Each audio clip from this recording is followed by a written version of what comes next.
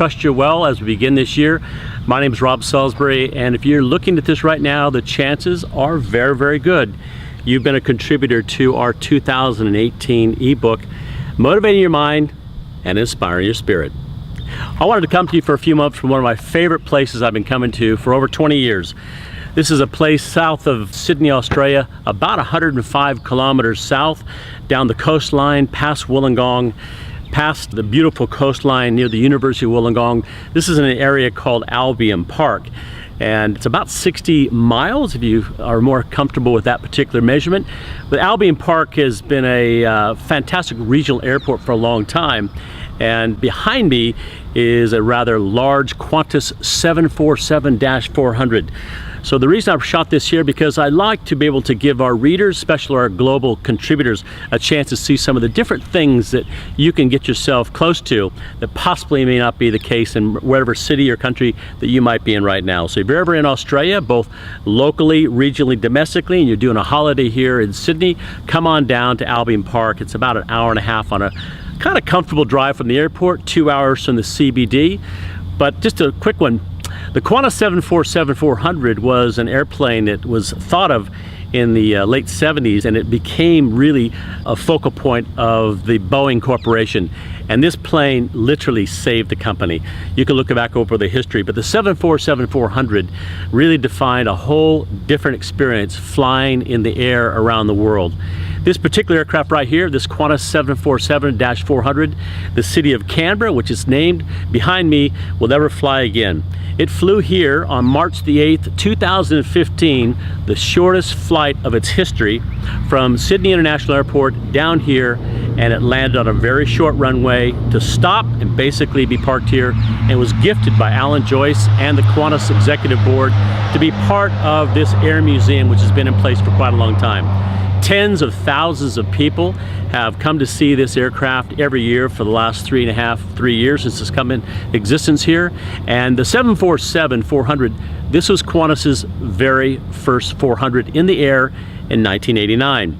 Now they've got quite a few still in the air, and a few A380s and Dreamliners, as you probably know. But if you've ever flown on a 747-400, it's an experience that you know on when you're on board. It's wonderful. I've been on this one a couple times, flying from Sydney to Singapore and also onward to London in the 2000s, so I know this aircraft personally, and there's lots of them in the fleet. But this particular one, you've got to come down and visit it. Now, this one had done roughly 14,000 international trips, and carried in its lifetime over 25 plus years 4 million plus passengers and crew. So it's really had a great history, and passengers have had nothing but great things to say about this particular aircraft over the years, and lots of history. That's why they come down and visit, including crew and pilots and people who've worked for Qantas over the years.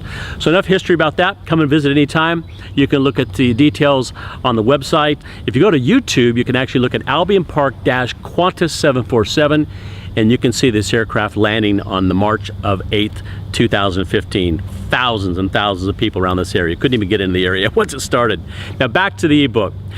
Well, personally, I just have so many thanks to each and every one of you. 89 contributors, including myself, and Monica Newman, my project manager for the umpteenth year, who's done a fantastic job in being connected to each and every one of you in some form, email. But over the years, we've been so thankful for those of you who have continued to be contributors and get this ebook out around the world to your database, to your LinkedIn clients, to your Facebook. Whatever you do, we really appreciate it. And I want to thank you for not only putting together a great story, and in some cases about a dozen of you, 2 stories for 2018, but this by far, with content, both IQ and EQ, is our best result we have ever had, and it couldn't happen without your help.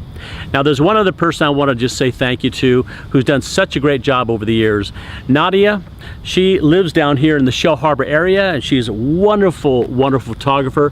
Her photography work has featured on our front cover every single year for the last 4 or 5 years, and also on the back cover for those who can get this downloaded.